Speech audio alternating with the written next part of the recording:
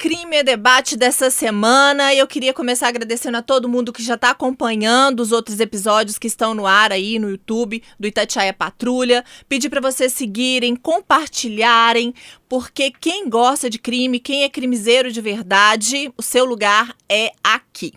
E a gente sempre fala sobre crimes violentos, então eu queria deixar aqui um alerta, porque hoje o conteúdo é sensível. A gente vai falar sobre crimes que principalmente para os homens, né, Renato? Nossa senhora, já até dói aqui só de falar. E aí, já apresentando aqui, Renato Rios Neto hoje comigo. Opa, tudo bem, galera? Estamos aqui em mais um episódio do Crime em Debate. Eu vou começar contando a minha história, Renato, porque a gente está acostumado a maníaco do parque, maníaco da peruca, maníaco da cruz, né? O que mais tem aí são esses nomes que a gente dá. Maníaco de contagem. Maníaco de contagem. Mas você já ouviu falar do maníaco do pênis? Eu? Não. Mas já tô imaginando aqui, meu Deus do céu. Pois é, eu imagino também, gente, deve ser terrível. Os crimes aconteceram no final de 2018, bem no final mesmo, assim, na noite do dia 30. E é uma coisa muito peculiar, vamos dizer assim. Aconteceu na cidade de Presidente Venceslau, em São Paulo, e sempre ali no mesmo local, uma praça da cidade. Esse criminoso, como é que era o modus operandi dele? Ele saía, pegava ali as pessoas que, né, os homens que estavam ali muito bêbados, extremamente bêbados, e se oferecia para fazer um sexo oral neles. Eita. E levava eles ou pro banheiro ali da pracinha, ou pro coreto da praça. E na oportunidade, o que ele fazia? Vocês estão imaginando, gente? Ele cortava. Mas com a boca não, né? Não, é pior, eu acho. Não sei. Com a tesoura. Nossa senhora. Porque a tesoura, ela masca, né? Não tem como Nossa cortar. senhora, deve doer demais, Fernanda. Pois é. E aí, você imagina, esse criminoso, ele trabalhava em diversas casas da cidade.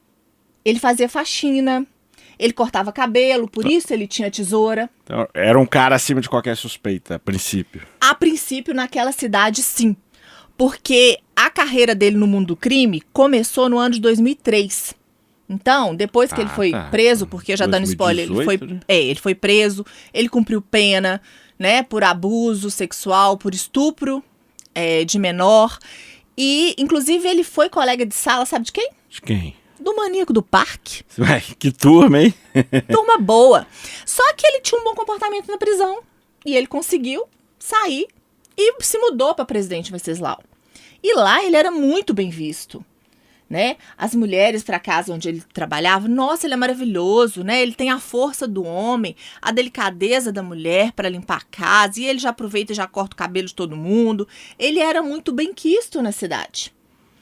Só que essa pessoa, ela já sofria de um transtorno mental, ela já tomava medicação e, além de tomar medicação, ele era alcoólatra e usava drogas. Ixi, olha que mistura boa. Mistura explosiva, né? Explosiva. Então, eu já falei, os crimes aconteceram na noite do dia 30, né? De dezembro de 2018. No dia 31, ele acorda e olha dentro da bolsa dele e o que tem lá dentro? O pênis? 2 pedaços de pênis. Putz, que isso. E aí ele fala, o que eu vou fazer com isso? Jogou no lixo, salvou só a tesoura, que era o instrumento de trabalho dele, e foi trabalhar. Foi fazer a ceia pro Réveillon, numa casa de uma pessoa, né, bem abastada lá da cidade, serviu os aperitivos, trabalhou normalmente. Só que ele não sabia que nesse momento que ele estava na festa de Réveillon, o boato já tinha corrido pela cidade inteira, a notícia já tinha corrido. Por quê? Foram 3 vítimas nessa noite. A primeira vítima, o que ela fez? Envergonhada, né? Porque não se identificava ali, nunca se apresentou como uma pessoa homossexual. Então ele foi para casa, não contou para ninguém. Ficou quietinho, curando as feridas dele lá, ele mesmo, não procurou hospital no primeiro momento, nem nada. Nem ao hospital ele foi. Nem ao hospital ele foi.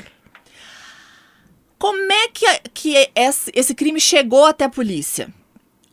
Uma das vítimas estava tão bêbada, que depois de ter o pênis cortado, ficou lá jogado na praça, desmaiado no chão, sangrando. E aí ele foi socorrido. Porque ele ia morrer o quê? De tanto perder sangue. Populares viram ele, né? Alguém passando Viram, na rua. e aí ele foi socorrido para o hospital, e aí ele contou o que tinha acontecido. A terceira vítima conta que a aproximação foi diferente, né? O criminoso, vou identificar o criminoso aqui, gente, é o Wellington Carlos de Oliveira. Na época ele tinha 43 anos. Só que ele não gostava de ser chamado de Wellington. Ele gostava de ser chamado de Drica. E Drica com K. Ele gostava de falar assim, é Drica com K. Ele gostava de usar o nome feminino. Feminino e... Mas não era travesti, né? Sempre, para se referir a ele, o artigo feminino. Ele era homossexual, vivia a vida dele, assim, de uma forma meio complicada, né? Porque... cometendo crimes, independente da orientação sexual dele, é claro. E aí, o que acontece? O terceiro, ele chamou para ir numa quermestre. Achei essa fala suspeita, porque quermestre no mês de dezembro, né? Mas o moço acreditou e foi com ele também. Só que essa vítima contou para a família e também procurou a polícia. Enfim, a polícia chegou até esse criminoso depois das denúncias dessas 3 vítimas, porque o terceiro, vendo que os outros falaram, aí resolveu falar também e procurar o hospital, porque a situação dele também já não estava muito boa. Ele cuidou em casa, mas não estava muito bom. Mas você tá doido. A polícia tentou recuperar o pedaço dos 2 pênis que estavam na bolsa, mas o lixeiro já tinha passado, já tinha levado, não conseguiu recuperar. E ele foi preso enquanto ele trabalhava nessa festa de Réveillon. A polícia chegou até ele. Ele foi preso no Réveillon. Foi preso no Réveillon. A polícia agiu rápido, porque todo mundo sabia quem era. Porque em 24 horas ele fez 3 vítimas. 3 vítimas e ele era conhecido na cidade, né? E ele não apresentou resistência, só que assim, foi um susto para todo mundo. Porque ele era muito querido. O cara era... muito popular, né? Muito popular, uma pessoa super carismática, comunicativa. Ninguém imaginou que ele fosse cometer esse tipo de crime, né? E ele tá preso, né? Continua preso no presídio de Presidente Venceslau. E ouvindo essa história dele, e falando que ele tinha esse problema, né? Esse transtorno mental, e já tomava medicação e tudo mais, eu me deparei com um estudo que foi feito em 2017. Nas maiores penitenciárias aqui de Minas Gerais, para um doutorado na USP. E o que acontece? Esse estudo mostrou que mais de 50%, 56 alguma coisa por cento, dos homens que estão nesses presídios tem algum tipo de transtorno mental, né? Então, quando a gente pensa assim, gente, por que essa pessoa fez isso? Como é que essa pessoa fez isso? A gente precisa parar um pouco para pensar que existe esse agravante do transtorno mental. E aí a gente está falando de psicose, de esquizofrenia, de transtorno antissocial, várias questões que interferem como essa pessoa vai viver na sociedade, né? E aí, você sabe disso, eu sei disso, que é muito difícil para a segurança pública porque não existe um olhar para essas questões mentais. Não existe. Como deveria, né? Não existe olhar nenhum praticamente, né? E é bom deixar claro, né, Fernando, que não é questão de ser inimputável, né? Porque a pessoa pode ter um transtorno mental, né? E ter a clara consciência de que aquilo é um crime, né? Não é que todos esses são inimputáveis. Não quer dizer que ele não tem consciência do que ele está fazendo é errado, é grave. Não é isso que a gente quer dizer. A gente quer dizer que essa pessoa precisa ter esse diagnóstico, em primeiro lugar, precisa receber um tratamento, e isso tem que ser levado em conta quando você vai dar ou uma saidinha que tá na polêmica aí, ou você vai dar progressão na pena dessa pessoa. Porque, por exemplo, esse cara mesmo aí, né, Fernanda, ele tinha um bom comportamento da cadeia, porque não tinha, de repente, ali a tentação, vamos dizer assim, o gatilho, né, para ele cometer o crime, né? Não tinha. E aí saiu, foi posto em liberdade. Só que ele tinha um transtorno, sabe? A pessoa precisa ter um acompanhamento, alguém, ao poder público, alguém precisa saber se essa pessoa está realmente sendo atendido por um psiquiatra ou por um psicólogo, se está tomando a medicação, porque Se não, gente, vai acontecer de novo. Aconteceu nesse caso.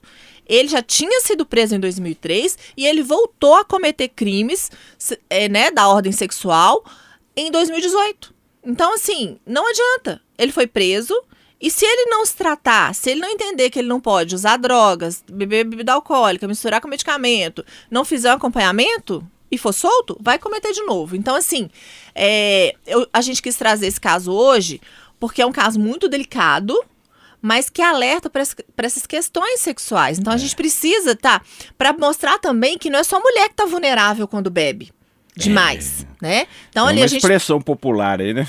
Que... Não tem dono, né, Renato? Não tem dono. Nada tem dono, né? Nada tem dono. Então, assim... quem tá por perto, amigos, conhecidos, se a pessoa bebeu demais, fica ali do lado, observa, vê o que tá acontecendo, sendo homem ou mulher, porque o risco tá aí. E o Renato vai trazer uma outra história também sensível. Desculpa aí os homens, gente, hoje a gente tá pegando pesado. Hoje tá. E é uma história, Fernanda, que também tem, assim, não é comprovado, mas claramente tem um elemento psiquiátrico também, e envolve também cortar pênis, né? E é uma história que eu acompanhei de perto parte dessa história, porque o crime mesmo, o primeiro crime, vamos dizer assim, já fazem 20 anos, foi em 2002, né? Quando a médica, na época acho que ela era estudante de medicina, Miriam Priscila de Rezende Castro, ela estava, segundo consta aí na investigação, noiva, né? O noivo desmarcou o noivado faltando pouco tempo para o casamento. Aí, de acordo com a investigação da Polícia Civil, ela e o pai contrataram 2 capangas para cortar o pênis do camarada. E assim, ele foi, né, espancado, foi um crime terrível, né? Teve a casa incendiada, né? Foi um crime bem grave, né? Na época repercutiu muito, né, Renato? Isso, e foi em Juiz de Fora, na Zona da Mata. Além de cortar o pênis dele, teve o carro e a casa incendiados, né? E depois a investigação da Polícia Civil chegou à conclusão que foi ela com o pai, né? Foi um crime em conjunto aí. E aí, na nossa justiça, né? 2002. Em 2014, eu acompanhei quando ela foi presa, né? Eu acompanhei a chegada dela na delegacia, tentei entrevistá-la e tal. Ela, né, não quis falar, mas na época deu muita repercussão que o caso veio todo à tona de novo. Mas ela foi presa aqui em BH? Ela foi presa em São Paulo. Ah. Só que como o processo estava aqui em Minas e tal, ela foi transferida. Porque depois, no meio dessa confusão, ela foi para o estado de São Paulo e ela estava trabalhando como médica, normalmente, né? Inclusive urologista. Meu Deus, olha o risco que esses homens correram. Você vê como é que parece até uma ironia, né? Assim, né? É surreal. E aí, quando ela foi presa em 2014, né, veio à tona que em 2011 ela tinha tentado matar a ex do homem que ela namorava na época. Né? Já tinha uma vida pregressa complicada, né? Ela pegou uma faca, avançou contra a ex, entrou em luta corporal e foi uma confusão danada, né? E o crime foi entendido como uma tentativa de homicídio. Ela não conseguiu dar facada na mulher porque ela entrou em luta corporal e tal, mas ela tentou matar a ex do namorado dela na época, né? Isso anos depois de ter mandado cortar o pênis, né, do cara. Ela fala que foi o pai.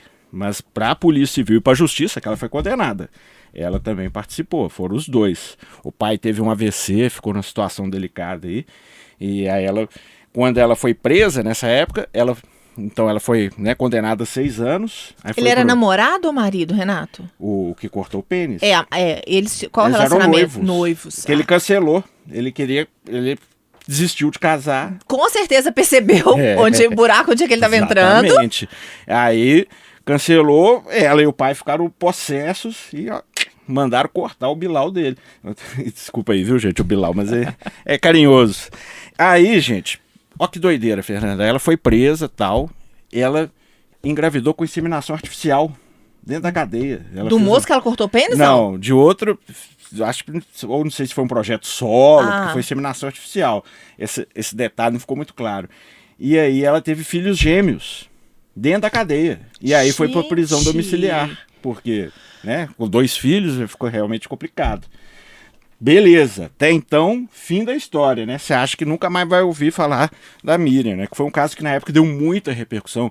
Eu lembro que eu saí no Brasil inteiro, porque você sabe o jeito de tatear de ser, né? O preso chega, a gente pula na frente. Então essa cena deu pulando na frente dela, rodou Globo. Que a gente é crimiseiro raiz. Eu falei, o que você tem a dizer? Você mandou cortar o pênis? Ela, não. Aquela cena viralizou muito no ano de 2014, né? Já estão ficando velhos, né? Quase 10 anos atrás agora. A gente 2024. vai tentar recuperar pra gente colocar aqui pra vocês assistirem. Eu tenho essa imagem, eu vou mandar aqui pra gente recuperar. E aí tá, né? E você acha que você nunca mais vai ouvir falar dela. Em 2022, ela volta às páginas policiais, Fernanda. Por que agora, Renato? Por agredir e manter em cárcere privado. A denúncia é essa, né? Agressão em cárcere privado do companheiro dela, do namorado dela. Gente. Já com os 2 meninos gêmeos e suspeita de maus tratos contra os filhos também. Olha pra você ver, gente. Uma situação terrível. O cara, né, disse pra polícia que aceitava aquela situação por questão financeira, porque ele não tinha condição de sair de casa e aceitava uma situação que, de acordo com a polícia na época, era uma situação de humilhações, de vídeos, né, mandando, né, falar quem que manda, vídeos humilhando. Obrigou a fazer o quê, Renato? Obrigou a fazer a tatuagem no braço, nós vamos passar a imagem, Priscila, grandão, que é Miriam Priscila, ele teve que tatuar grandão no braço, Priscila. E, Fernanda, outra situação que chama atenção, além de toda, porque são situações de humilhação, né, de dominação. Total. Né? Não é do mesmo jeito que cortar o pênis, são né? crimes de ódio, né, Renato? E crimes que põem, assim, essa situação de submissão, de dominação, que, de acordo com a polícia, eram coisas, assim, realmente humilhantes que ela fazia esse homem passar. E aí, além disso tudo, Fernanda, na casa, a polícia encontrou um cenário, assim, grotesco, de acumulação, lixo, animais, assim, foram aqui, 15 cachorros, uma cobra, ratos, um coelho e um porco. Um porcão no meio da casa, né? Mas que rolê mais aleatório isso, hein? Mais aleatório. E assim, a casa igual aqueles programas acumuladores, né? A casa, acúmulo de roupas sujas, banheiro com a descarga estragada, sangue pelo chão, cocô pelo chão. E 2 crianças no meio. Né? 2 crianças de 6 anos, tadinhas, né? E além disso, no freezer tinha animais mortos e congelados. Então assim, a gente ouve, né? A casa ficou conhecida, isso foi lá em Tremembé também, né? No interior de São Paulo, né? Acho que é perto, né? 2 cidades que tem presídios, né? Tremembé e Presidente Venceslau. E a casa ficou conhecida lá como a Casa do Terror, né? Porque o cenário que a polícia achou lá, né? Imagina, o cara sendo humilhado, tadinho das crianças, né? Com marcas de maus tratos também. E a situação dessa aí, de animais mortos, congelados, um trem assim, só de imaginar, né? A gente já imagina aquele cenário horripilante, né? De casa de acumulador. E tem a imagem do porco, que é o cachorrinho em cima do porco, uma coisa louca, Fernanda. Não, Renato. Então, assim, claramente, né? Tudo indica aí que ela tem algum distúrbio, né? Não, assim, também. Eu falo, quanto mais eu assisto, ouço, leio, né, sobre os crimes em geral, porque eu sou crimiseira mesmo, mais eu desconheço a mente humana, mais eu fico assustada e não sei se essa é uma realidade de quem nos assiste, mas eu sinto que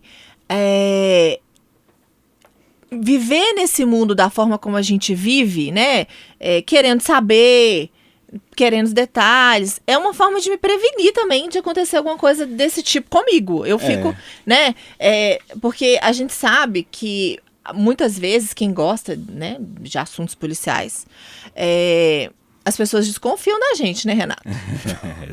A gente é suspeito. Já é bem tido como doido. Inclusive, né? Depois eu posso até trazer aqui pra vocês, tem o Maníaco da Cruz. O Maníaco da Cruz, ele era um adolescente, tinha 16 anos. E quando a gente, adolescente, o que tem no quarto da gente, assim, né? Pelo menos na minha época tinha posters, né? De banda de rock, de artista famoso, bonito. Ele tinha um pôster de quem? Do Maníaco do Parque. Então, assim, a gente gosta de crime, mas não chega nesse ponto não, tá? A gente não faz mal pra ninguém. A gente é fascinado, mas não idolatra, né? Assim, claro que não, né? Porque essas pessoas, igual o Renato falou, elas agem com crueldade, né? Elas gostam, o psicopata, ele gosta de subjugar, ele gosta de ver a dor, ele gosta de sentir o poder entre a vida e a morte do outro, sabe? Essas maldades aí são terríveis. Na realidade, eu tenho esse estudo realmente que a gente faz como precaução, e a gente fala aqui também como alerta para quem tá assistindo, né? E outra coisa, né, Fernanda? Se a Miriam Priscila estiver assistindo a gente, o espaço tá aberto para ela falar também, né? Ué, a gente também dá, a gente ouve, a gente ouviu o Pedrinho. Eu acho interessante ouvir essas pessoas justamente porque, na minha posição, eu não alcanço, né, o que se passa na cabeça delas. Então, ouvir da boca porque própria, né, delas. Eu não sei se ela está em liberdade, provável que esteja, né? Então, se quiser se pronunciar, o espaço está aberto. E outra coisa, Fernanda, na época ela e o marido, que era agredido, jogaram ovos, né, nas equipes de reportagem que foram até o local tentar entrevistá-los. Então, assim, imagina, né? Nossa, gente, tá aí. Que história, né? Essas são as nossas histórias de hoje, né? E se você gostou, compartilha, segue a gente aí no Patrulha Oficial, nosso canal. Além do Crime em Debate, a gente tem outros produtos, a gente tem acompanhamento do mundo policial 24 horas praticamente com os nossos repórteres, e vocês são nossos convidados especialíssimos. Obrigada, Renato. Eu que agradeço, Fernando. Sempre um prazer estar aqui. E semana que vem a gente está de volta com mais alguns casos macabros.